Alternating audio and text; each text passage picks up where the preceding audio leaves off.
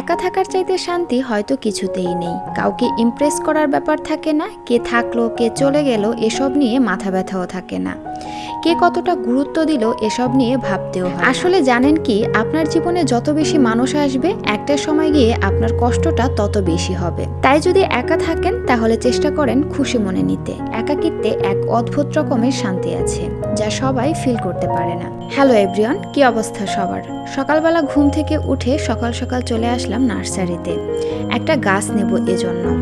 আমি ছোট বাগানে তেমন কোনো গাছ নেই বললেই চলে, তাই ভাবলাম একটা একটা নিতে নিতে একসময় বারান্দাটা গাছে ভরে যাবে। অনেকগুলো গাছ দেখার পরে এখানে আমার একটা হাজারে গোলাপ পছন্দ হয়েছে, সেটাই ভাইয়াকে বললাম যে রেডি করে দিতে। ভাইয়া টপের মধ্যে মাটি দিয়ে গাছ লাগিয়ে দিয়ে দিচ্ছে রেডি করে। এদিকে আমার মেয়ের পছন্দ হয়েছে ছবেদা গাছ, সে এই গাছটা নেবে। এই গাছটা তো আমাদের বারান্দায় কোনোভাবেই আটবে না, এটা হয় ছাদে না হলে বাগানে নিলেই ভালো হবে। তো কোনোভাবেই তাকে বোঝাতে পারছি না, অনেক কষ্টে বুঝিয়ে নিয়েছি। তো যাই হোক, এই তো আমার গাছটা কিন্তু রেডি হয়ে গেছে। এবার আমি রিক্সা করে নিয়ে চলে যাচ্ছি বাসার দিকে। আর এই তো চলে আসলাম বাসায়। অনেকদিন আগে একটা টব এনেছিলাম, ভেবেছিলাম মানি প্ল্যান্ট গাছ লাগাবো, আসলে সময়ের কারণে হয়ে ওঠে নাই। তো আজকে ভাবলাম সেই কাজটাই করে নেই। তো এই তো আমি আগে যে আমার মানি প্ল্যান্ট গাছ আছে সেখান থেকে আমি একটা লতা কেটে নিলাম, তারপরে এভাবে করে ছোট ছোট করে লতাগুলোকে কেটে নিই। এই গাছ লাগানোর নেশা এমন একটা নেশা, এটা দিন দিন বেড়েই যায়। 4টা থেকে 40টা, 40টা থেকে 400টা, এইভাবে দিন দিন বেড়েই চলে। অন্যদিকে গাছ লাগানোর সময় দেখা যায় গাছ থাকে তো টব থাকে না, টব থাকে তো গাছ থাকে না। এটাই মূলত আমাদের বাগানেদের একমাত্র সমস্যা। তো যাই হোক, টবের মধ্যে মাটি দিয়ে দিলাম, তার মধ্যে আমি কিছু সবজি এবং ফলমূলের খোসা দিয়ে দিলাম, এটা আসলে সার হিসাবে কাজ করবে। তার উপর দিয়ে আবারও মাটি দিয়ে দিলাম। এরপরে মাটির উপর দিয়ে লতাগুলোকে বসিয়ে দিলাম। এই গাছটা কেন যেন আমার খুব ভালো লাগে, এটা দেখতে খুবই সুন্দর হয়, অনেক ঝোপালো হয়। সেই সাথে কিন্তু এই গাছটার তেমন কোনো যত্ন লাগে না, যত্ন ছাড়াই কিন্তু গাছটা অনেক সুন্দর হয়।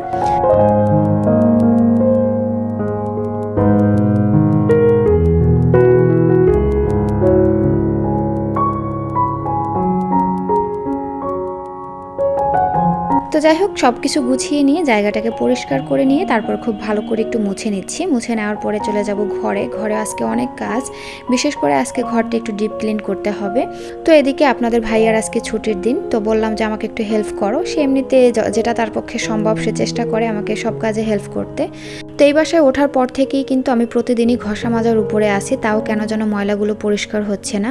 আসলে এর আগে যে আলোটি ছিল জানি না উনি কেমনভাবে থেকেছে, উনি কি ঘর মুছে নেয় নাকি জানি না, এত নোংরা হয়েছে যে আমি মানুষ দিয়ে এটা পরিষ্কার করার পরেও কোনোভাবে টাইলসের ময়লাগুলো যাচ্ছে না।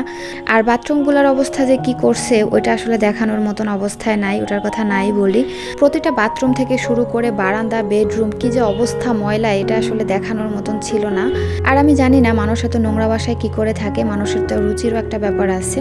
আর এটা হচ্ছে সরকারি বাসা, এখানে আসলে কাউকে জবাবদিহি করতে হয় না, এজন্য মানুষ যেভাবে খুশি সেভাবে ব্যবহার করে চলে যেতে পারে। এরপরে যে আসে তার যদি ভালো না লাগে তাহলে সে পরিষ্কার করে থাকবে, এই আর কি। তো যাই হোক, আমি এখানে হাত দিয়ে কিছুক্ষণ, পা দিয়ে কিছুক্ষণ, যেভাবে পারছি সেভাবেই এটাকে ডলে একটু চেষ্টা করছি পরিষ্কার করার। প্রথম রমজানে এই বাসাটায় উঠেছি, তবে ওঠার পরেই আমি মানুষ দিয়ে এটাকে পরিষ্কার করেছি, তারপরে অত ভালো পরিষ্কার হয় নাই।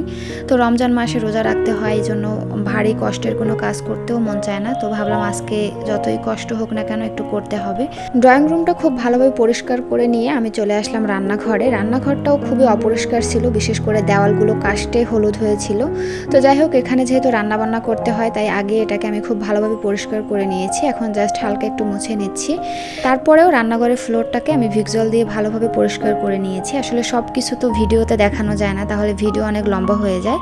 তো যাই হোক, এই তো এখন পরিষ্কার করে নেওয়ার পরে এই হচ্ছে আমার ড্রয়িং রুমের ফাইনাল লুক। যদিও পরিষ্কার অত একটা হয় নাই, ক্যামেরাতে অত একটা বোঝা যাচ্ছে না, আরও 2-1 দিন পরিষ্কার করলে একদম ভালোভাবে পরিষ্কার হবে।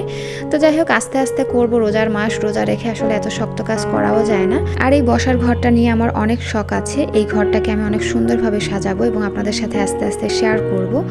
তো এই ছিল আমার আজকের আয়োজন। সাথে থাকার জন্য অসংখ্য ধন্যবাদ জানিয়ে আজকের ভিডিওটি এখানেই শেষ করছি। আল্লাহ হাফেজ।